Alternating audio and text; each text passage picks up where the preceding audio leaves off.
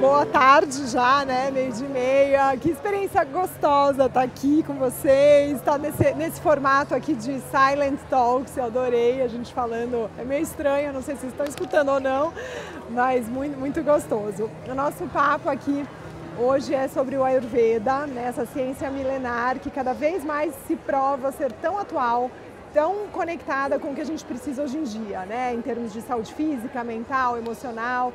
E eu vou bater um papo aqui com duas super experts no assunto, que eu tenho a honra de apresentar. A Fábia, que é farmacêutica, é a primeira terapeuta ayurveda especialista em pele. Ela é cofundadora da Ayurbo, que está aqui, né? E com sua mentoria Reequilíbrio, já atendeu mais de 7.000 alunas e pacientes em mais de 40 países. Luciana é idealizadora do Ojas Sanctuary Method e referência internacional no campo de bem-estar holístico. Com certificações em Ayurveda, florais de Bach, nutrição integrativa, sound e yoga, desenvolveu uma abordagem que une a sabedoria ancestral e uma visão contemporânea. Bom, eu queria começar a gente falando um pouco sobre o Ayurveda na sua essência, né? Queria perguntar para a Fábia o que é exatamente o Ayurveda, né? Que a gente fala que é a ciência da vida. E como que a gente pode aplicar, né, de modo geral, isso nessa rotina moderna que a gente vive hoje, tão estressante, tão enlouquecedora? Prazer, pessoal. Sou a Fábia. É um prazer estar aqui, uma honra. Obrigada pelo convite. E o Ayurveda é a medicina, é o sistema de medicina mais antigo do mundo. Ele data de mais de 5.000 anos. Ayur significa vida e Veda significa conhecimento, ciência. Então, é a medicina do conhecimento da vida, né? E é uma medicina que trata de forma 100% natural o indivíduo como um todo. Então, a gente, quando olha para um indivíduo e faz uma anamnese, faz um diagnóstico para saber, né, para entender aquele indivíduo, a gente escuta tudo o que ele tem a dizer desde a infância. Então, a gente busca todo esse histórico, porque a gente não separa esse indivíduo em caixinhas, né? Então, quando o paciente chega para a gente com uma questão de estômago, a gente vai entender quais são as causas disso. E no Brasil está crescendo bastante, graças a Deus, e a gente explica que o Ayurveda é a comida de verdade, é aquilo que os nossos ancestrais praticavam. Então, é a comida dos nossos avós. É quando vocês vão na feira e olham para toda aquela comida que existe na feira e o Ayurveda está ali. Ele ensina para a gente o que a nutrição moderna hoje chama de crononutrição. Então, ele ensina que, enfim, mas para falar da crononutrição e chegar nos doshas bem rapidamente, essa medicina ensina para a gente que tudo que é matéria no universo, a menor partícula que existe, que é um átomo, é formada de 5 elementos: ar, éter, fogo, água e terra. E esses 5 elementos são representados por 3 doshas: Vata, Pitta e Kapha. E quando acontece a nossa fecundação, que a gente é um embrião ali sendo formado, a gente já tem as nossas características biológicas, ou seja, a gente tem esses 3 doshas, esses 5 elementos, mas a gente tem mais ou menos desses elementos no nosso corpo. Isso dita muito das nossas características.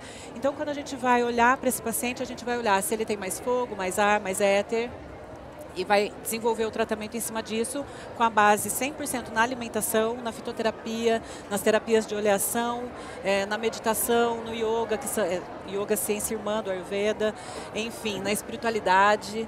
E, resumidamente, o Ayurveda é isso. Maravilhoso. Agora, Lu, queria te perguntar, né, o Ayurveda é muito baseado no autoconhecimento, né, e na identificação dos doshas, né? Então, é sobre esse equilíbrio, né? O que equilibra, o que desarmoniza. Como aplicar isso no dia a dia de uma pessoa normal, como todas nós, que acorda com o despertador, que de repente fica tentando ter um autocuidado ali entre reuniões, entre a rotina do dia a dia, que fica 10 horas sentado no escritório? E aproveita e conta um pouquinho sobre os doshas também, né? O que é rapidamente cada um. Tá bom. Então, boa tarde, pessoal. Obrigada, It Brands novamente. Muito bom estar com vocês aqui dividindo um pouquinho sobre a Ayurveda.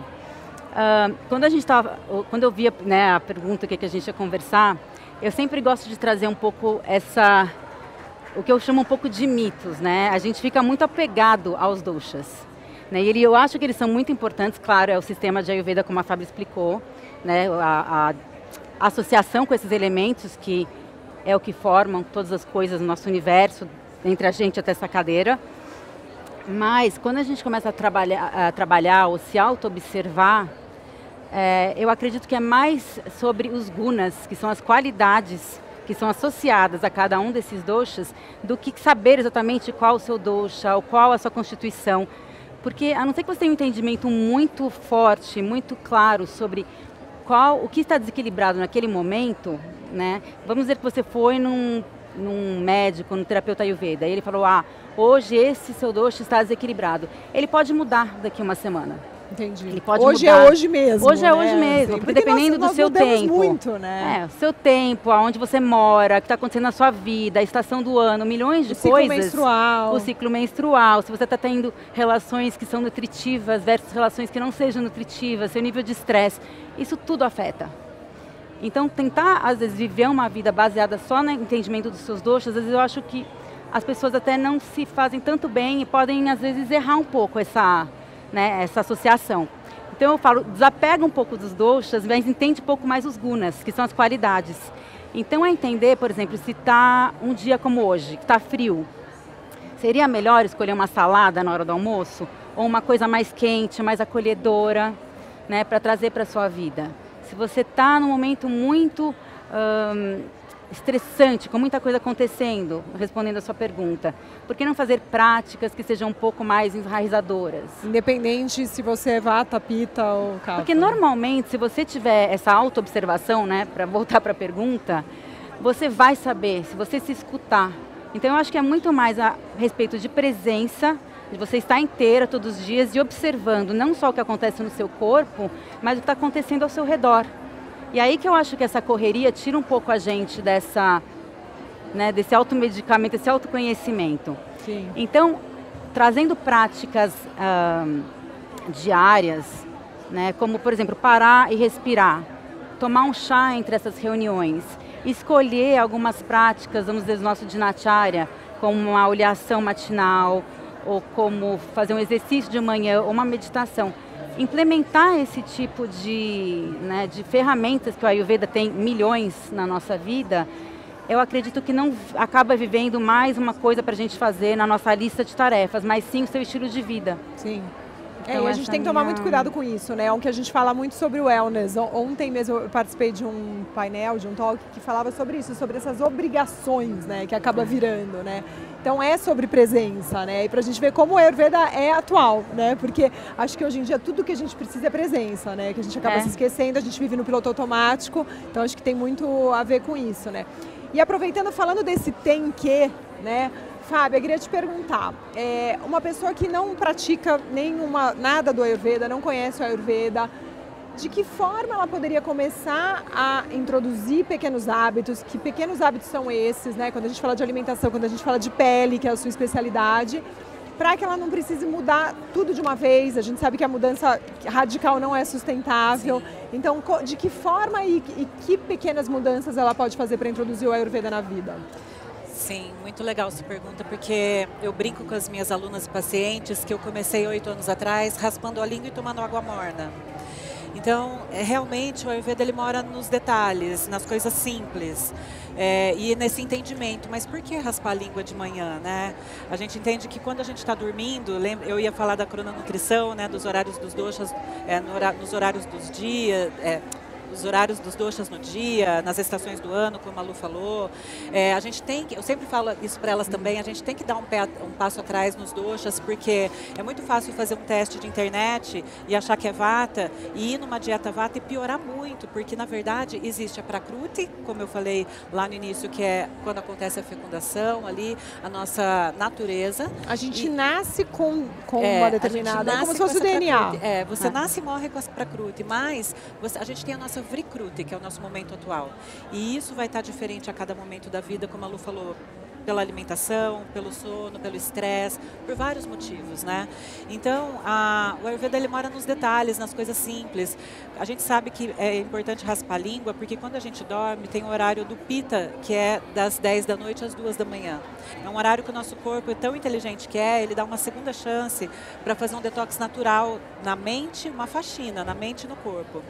E parte dessas toxinas vem para a língua. Então, quando a gente toma uma água de manhã sem raspar a língua, a gente está voltando parte dessas toxinas. Então, isso é uma coisa bem simples que qualquer um pode fazer. Se não tem um raspador de língua, separa uma colher e deixa lá só para isso, né? E providencia um raspador de língua. Tomar água morna. Então, a gente sabe que o nosso fogo digestivo, que para o Ayurveda é o nosso bem maior, antes de falar de dosha, a gente tem que falar do nosso Agni, né? Como que está o nosso poder digestivo, porque é ele que vai mandar se a gente vai digerir bem aquilo que a gente está comendo ou não, principalmente. Então, acordar o corpo com uma coisa que não seja gelada, que não seja...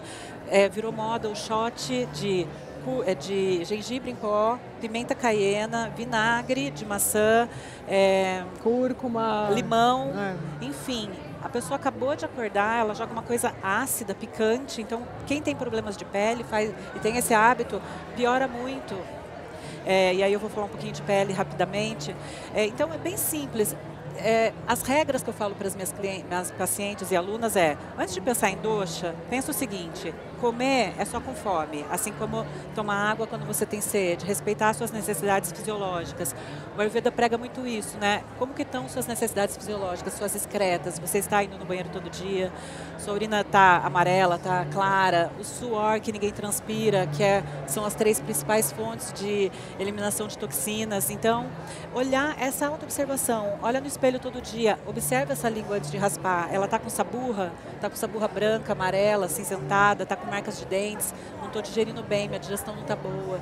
Então, se eu puder dar uma dica assim, se observar. Comeu, se sentiu pesada, com gases, não foi no banheiro no outro dia ou soltou o intestino no outro dia, o que eu comi ontem que causou isso? Esse alimento é bom para mim? Porque não é porque o alimento é saudável que ele é bom para você, que ele é bom para a gente. Tem muita coisa, como ela falou, a salada, para uma pessoa que tem muito vata e está com muita constipação, para além de estar firula fora, que a gente é um microcosmo, né? Esse reflexo, ela tem que olhar, não estou indo no banheiro, vou comer salada? E na nutrição moderna fala, come salada porque tem bastante fibra, etc. E pro Ayurveda a gente vê que não.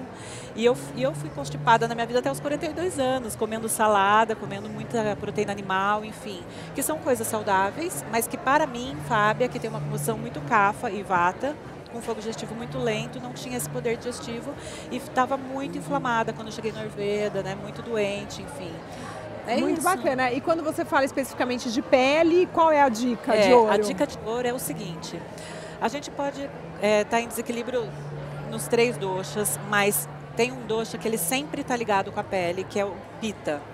E para o Ayurveda, na nutrição ayurvédica, sempre tem 3 sabores que agravam o dosha, ou seja, que aumentam essas qualidades, os gunas que a Lu falou desse dosha, e tem 3 sabores que pacificam. E o que agrava muito o Pitta? Como eu estava falando do shot, né? O sabor picante, o sabor ácido e azedo, e aí se inclui os fermentados e o sabor salgado. Então, excesso de sal, excesso de alimentos ácidos, picantes, azedos, tudo que vai fermento. Então, às vezes, nem o problema é o glúten, às vezes o problema naquela pessoa é o fermento que ela está comendo no pão sem glúten. Entendeu? Todo dia, achando que está arrasando. Então, e aumentar o sabor doce, principalmente, que pacifica bastante Pitta, que não é do açúcar, mas das raízes, dos carboidratos bons, então do arroz, né? Virou muito moda também low carb, e isso para o Ayurveda a longo prazo, porque a low carb ela deve ser uma estratégia, não levar isso para a vida, como muitas mulheres fazem, eu fiz por muitos anos, eu sei.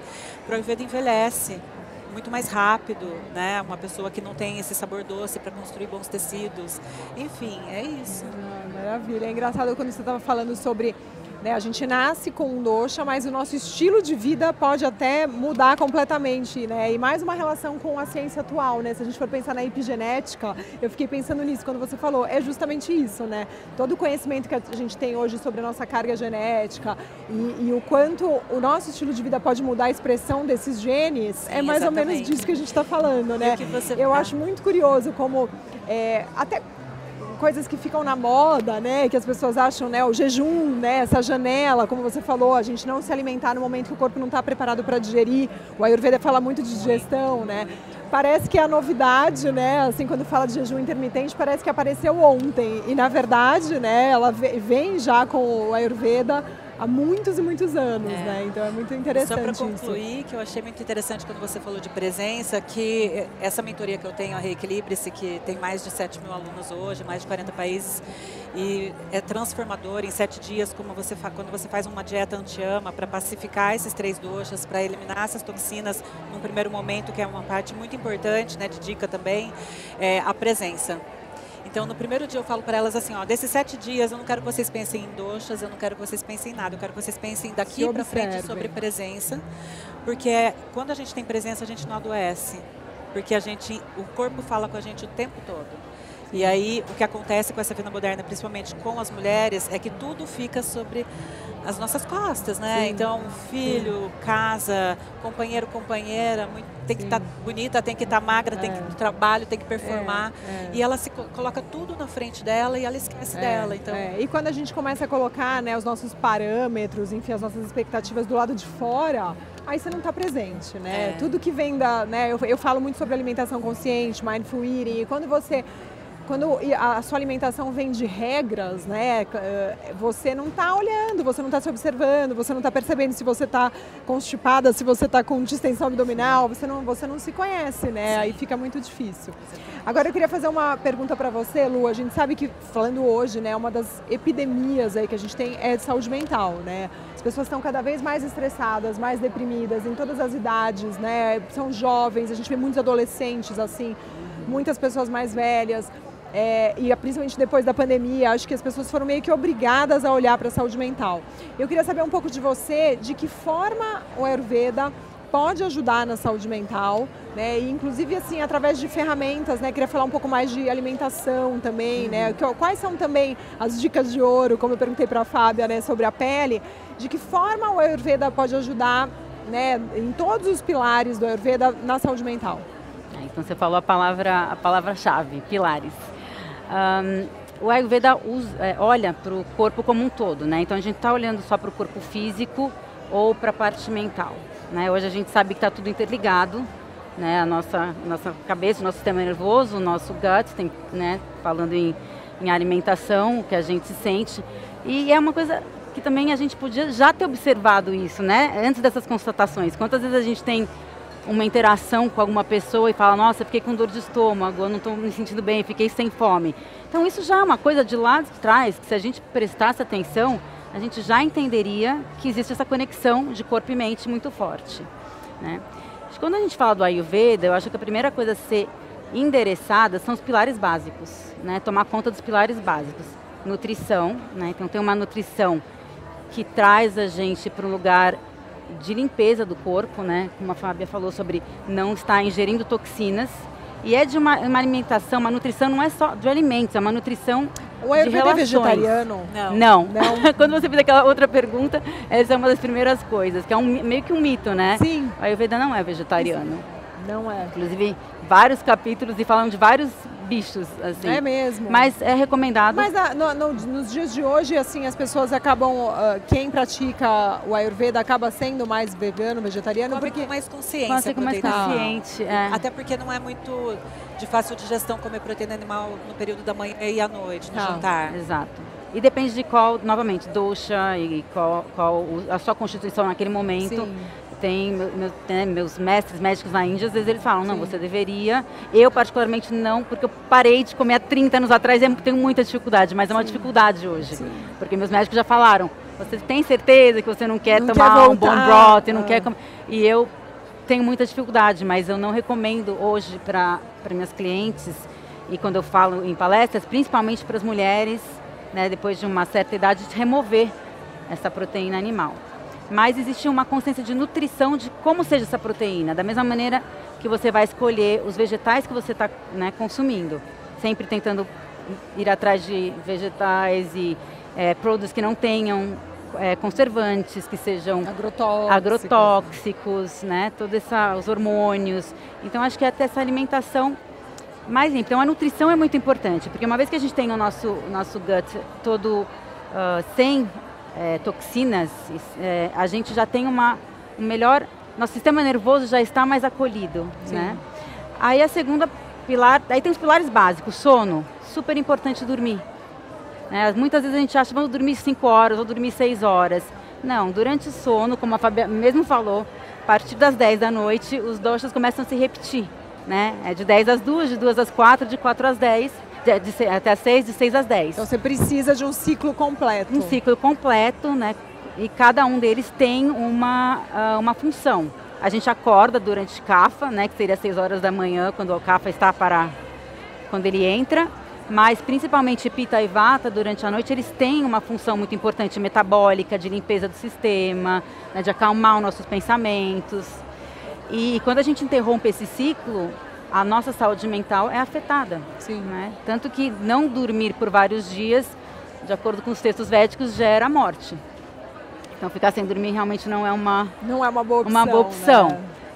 E outras coisas, fazer exercício todos os dias, qualquer tipo, se movimente do jeito que você precisar, talvez fazer uma meditação, né, que são outras ferramentas, cuidar das suas relações. Então, de uma maneira geral, todas as ferramentas da Ayurveda, elas já preparam a gente para ter uma saúde mental mais equilibrada. Sim. Tá? Depois que a gente já tem isso, vamos dizer assim, a gente está atendendo fazer esses o básico pilares, bem o básico feito, bem né? feito, aí existem outras ferramentas. Quais são ferramentas que eu particularmente gosto muito? Né? Eu trabalho com várias coisas além da Ayurveda. Né? Os florais estão aí para trabalhar no nível mais sutil. Os florais de Bach. Florais de Bach. Tem os australianos também, eu não tenho muito conhecimento sobre eles. Mas os florais de Bach Eles trabalham na nossa sutil, energia sutil, né? Energia sutil. Dentro da Ayurveda, a oleação. A oleação é bem interessante, né? Conta um pouquinho sobre ela. A Abhyanga, se tivesse assim, eu conheci a Ayurveda em 2001, e mudou a minha vida. Eu também fui atrás de um autoconhecimento e ela apareceu na minha vida. E eu comecei a estudar. E eu acho que é uma das maiores ferramentas que a Ayurveda tem. Né? A gente tem uma cultura dentro da Ayurveda de óleos muito fortes. Né, a Fábia até desenvolve vários desses óleos. Eu já estou de olho ali. Eu também fui provar lá.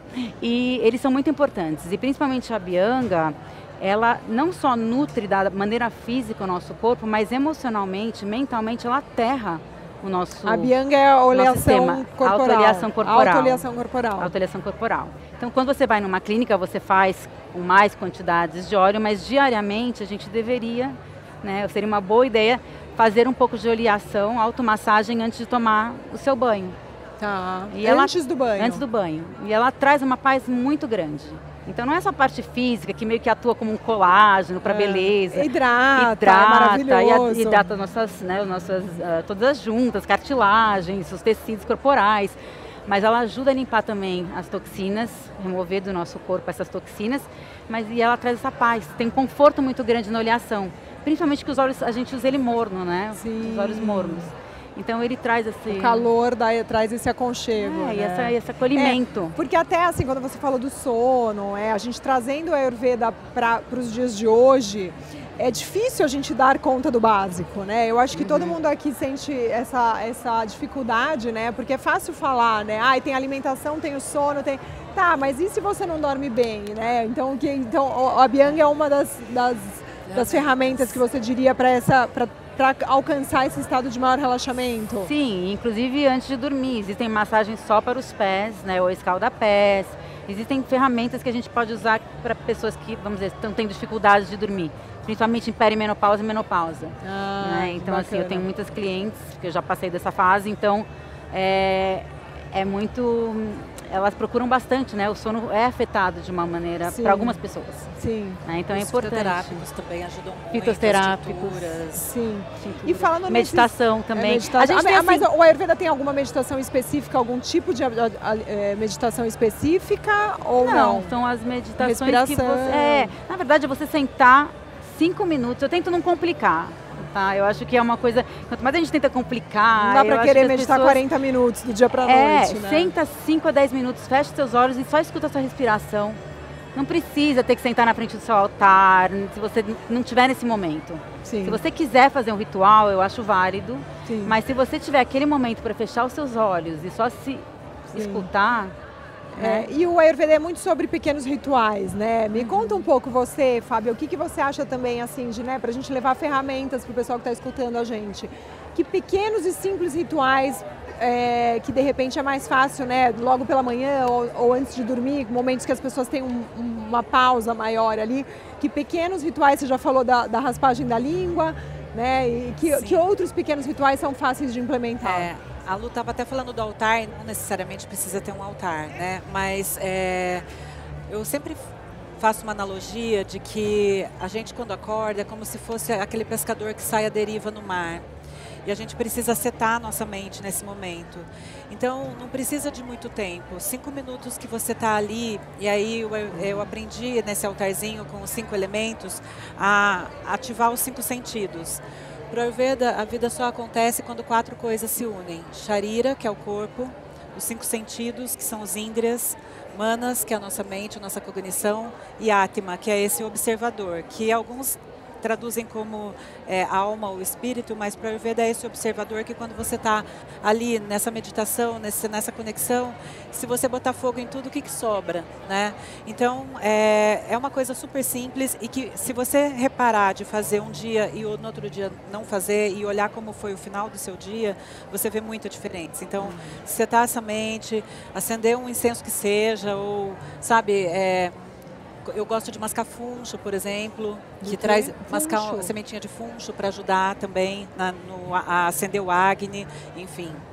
O oil pulling, que é um bochecho com óleo de coco ou óleo de gergelim, para ajudar também 2, 3 vezes por semana. São coisas bem simples, que levam tipo 5 minutos para fazer essa meditação, enfim, colocar os seus 5 sentidos ali para acordar junto com você, setar a sua mente, respirar, né? E aí comer com presença. Então, estou com fome. Então, lembra que eu falei antes dos doshas, né? Fome, não beliscar entre as refeições, porque cada vez que você para, você coloca um amendoinzinho na boca, 1, 2 horas depois que você fez uma refeição maior, você para aquele processo digestivo para produzir suco gástrico, para proteger a mucosa, para produzir saliva. Então, você fica sabotando. E tudo aquilo que não é 100% digerido forma ama no nosso corpo. Então, parar de beliscar entre as refeições, só fazer um lanchinho de manhã ou à tarde, se realmente você tiver fome.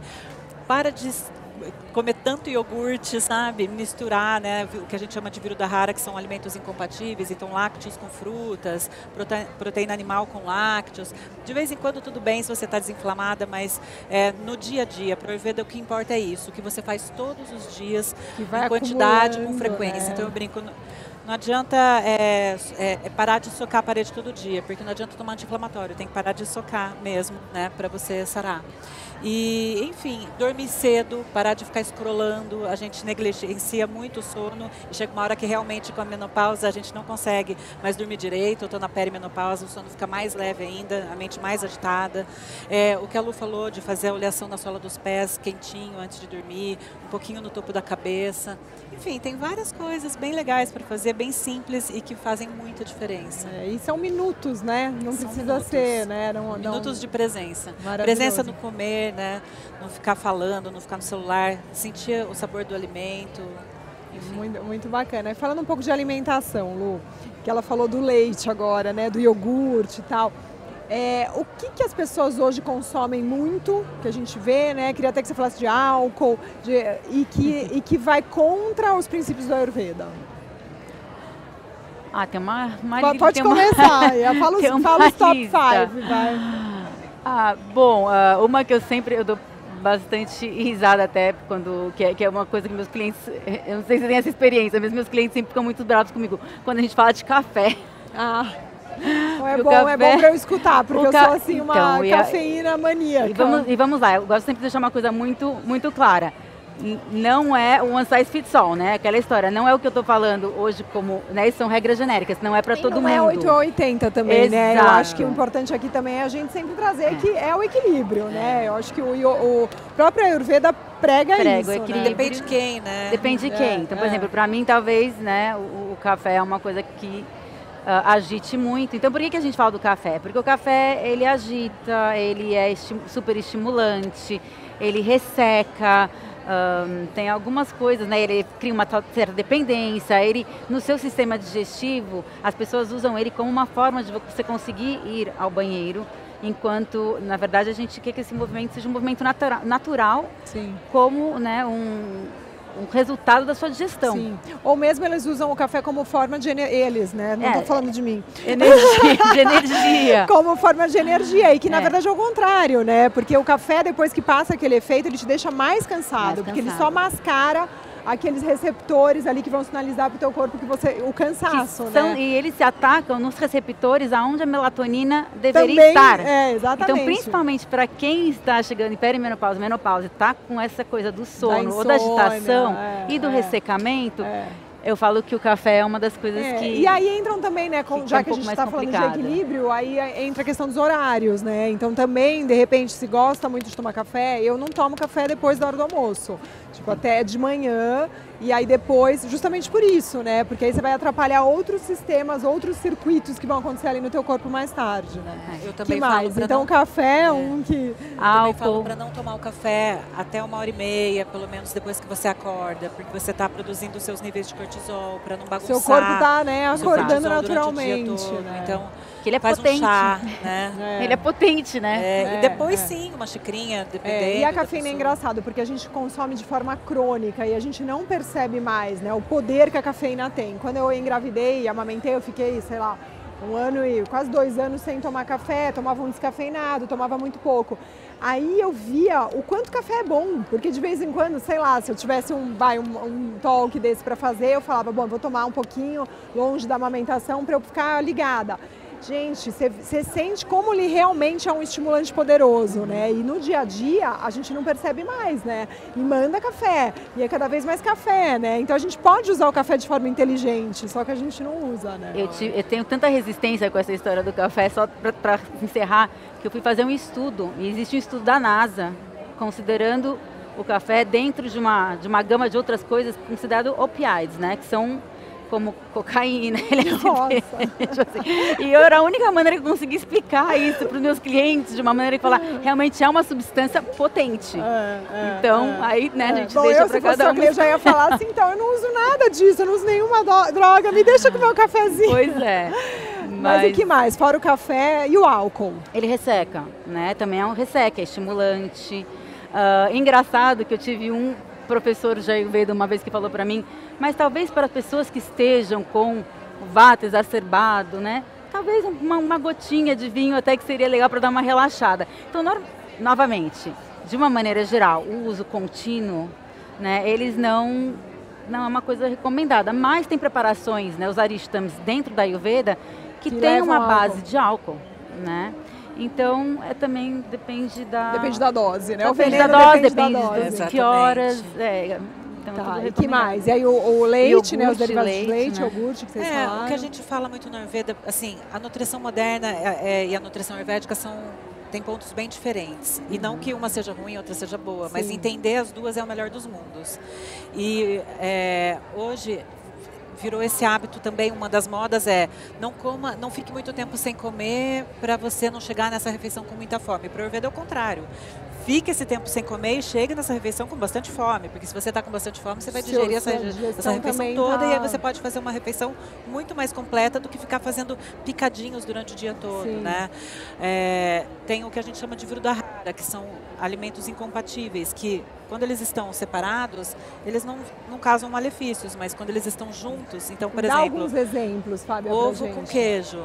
Nossa, tudo que todo mundo come, e assim, né? virou uma moda também comer ovo de manhã todos os dias, o que para a pele não é nada bom. É mesmo, ovo de manhã todos os dias não é bom para a pele. Porque o ovo aumenta muito pita, e o pita tem muita relação com a pele. Então, a maioria das minhas pacientes que tem muito melasma, como eu sou especialista em pele, eu atendo muito pele, acne, rosácea, dermatite, urticária, psoríase, etc., estão condicionadas, principalmente porque são mulheres 40 a mais, e aí os profissionais ficam, você precisa de proteína, vira aquela loucura atrás da proteína. Todos os dias comem 3 ovos de manhã com queijo, e aí tá com a pele daquele jeito e não sabe por quê. Então faz o shot, come 3 ovos com queijo, e aí às 11 já está comendo nuts, uma porção de nuts. Proteína. Então as castanhas são oleaginosas, elas aumentam o pita também, porque o órgão de choque do pita é o fígado, então tudo que é oleoso, não só a fritura, sobrecarrega um fígado que já está inflamado. Não que as nuts, de novo, não é que as nuts são ruins, elas são maravilhosas. Para um vata em desequilíbrio, por exemplo, as nuts são muito nutritivas. Essa oleosidade é a gente quer essa oleosidade. Mas para quem está com problemas de pele, pode ser um tiro no pé. Então, assim, enfim, é bem simples. São muitas coisas. São muitas, não comer nada cru à noite. Então, às vezes, a pessoa está comendo também, um japonês achando que está abafando à noite porque é leve. Não, e você vê... E aí, olha como, né, eu percebo muito isso, que quando eu vou ao japonês, o meu sono é muito pior. Né? Mesmo sem álcool, mesmo aquela sensação, eu uso o anel, né, que monitora o sono, porque meu corpo fica lá, coitado, trabalhando a noite inteira para digerir aquela quantidade de proteína crua, né, que eu consumi. Então, o shoyu, que é super salgado e fermentado. Eu não como shoyu, mas assim, é tudo, né? Agora, pra gente finalizar, que infelizmente está acabando aqui o nosso tempo, eu queria que cada uma de vocês, me chamou a atenção quando você falou, Lu, que o Ayurveda mudou a sua vida. Então eu queria que vocês contassem, resumidamente, o que, na história de vida de vocês, depois que vocês conheceram o Ayurveda e começaram a colocar essas práticas, o que de principal mudou? Eu acho que para mim é um suporte de vida. Eu acho que eu tive, né, eu morava em Nova York na época e eu tive uma escolha. Eu sentia que meu organismo não estava equilibrado, eu comecei a me sentir doente, não tinha, de fato, uma doente, mas eu me sentia desequilibrada. E eu acho que para cada fase da minha vida, o Ayurveda foi uma ferramenta muito importante. Desde daquela mudança para Nova York quando eu tinha meus 20 anos, até quando eu fui ter meu primeiro filho, depois pós-gravidez, né, divórcios, relações amorosas, então aí a parte emocional e tudo que, né, a gente sempre passa. E depois perimenopausa e menopausa. E se eu não tivesse essas ferramentas do Ayurveda, eu realmente não sei o que seria de mim. O que seria de mim? Se eu estaria hoje aqui falando com vocês, mas eu acho que é onde eu encontro a minha felicidade. E todo ano eu vou para uma clínica, eu faço meu panchakarma, é uma coisa que para mim não é... Sabe, assim, não é uma escolha, é a minha vida. Eu vivo essa vida. E que te sustentou no bem-estar, na saúde física e mental. Que lindo. E você, Fábia? Eu sou uma mulher de 50, que vou fazer 51 mês que vem, e até os 42 eu sofri muito até chegar no Ayurveda. Então, e aí não é porque eu não me cuidava, muito pelo contrário. Eu passava pelos melhores médicos, pelos melhores nutricionistas, ginecologistas, dermatologistas, e eu estava no mundo corporativo, tive um burnout, 2 afastamentos psiquiátricos, uma carreira meteórica, muita responsabilidade por tudo aquilo que a gente falou da mulher moderna, dar conta de tudo, né? E aí aí teve um dia que no corporativo eu falei assim, não, chega pra mim, eu não quero mais esse cargo, não quero mais esse salário, não quero mais nada disso, eu quero minha saúde de volta. E aí eu fui... Na época eu tomava uma Necessaire que custava uma fortuna, de canetinha que injeta aqui, 3 remédios para dormir, ansiolítico, etc. Eu falei, eu sou farmacêutica, antes de ser, né, isso antes de estudar Ayurveda, hoje eu sou terapeuta Ayurveda também, mas eu falei assim, eu sei o que está acontecendo comigo tomando tudo isso aqui. Joguei tudo fora, foi muito difícil encontrar esse caminho. E esse caminho me levou a estudar o Ayurveda, me tornar terapeuta Ayurveda. E quando eu vi essa transformação, né, da minha pele não ter mais melasma, de eu não estar mais pré-diabética, com resistência à insulina, ter a energia para levantar da cama, dormir, voltar a dormir. Eu tive 7 anos de insônia crônica. Enfim, passar por essa fase que eu estou passando, que eu falei que eu estou com 50 para 51, então eu vejo a mulherada, eu queria falar de menopausa aqui hoje, porque assim, a mulherada está sofrendo demais com menopausa, e eu vejo assim, eu falo, cara, não tenho sintoma nenhum, a não ser, mas eu estou me cuidando já, porque o Ayurveda começa a cuidar da mulher a partir dos 35 anos. Então eu já me cuido há anos de forma básica, como a gente falou aqui hoje, com alguns fitoterápicos que têm muito resultado e não passo por tudo isso. Então, assim, como transformou minha vida também, eu levo essa transformação para outras pessoas. Maravilhoso, lindo, histórias lindas, né? Então a gente vê o como, né? Acho que aí está a resposta, né? A nossa intenção era trazer aqui para vocês, conectar o Ayurveda, que é tão antigo, né, como uma ferramenta que pode ajudar a gente muito hoje, e acho que a resposta está aí, né? Trouxe sustentação, trouxe equilíbrio, né? Trouxe uma possibilidade de cuidar da saúde física e mental, acima de tudo de forma natural, né? De forma de voltar às raízes, né? Aquela história de que a gente não faz o básico bem feito, fica buscando pílulas mágicas o tempo todo, e acho que o Ayurveda ele traz justamente esse caminho de volta para a nossa ancestralidade, para tudo mais natural, para escutar o nosso corpo.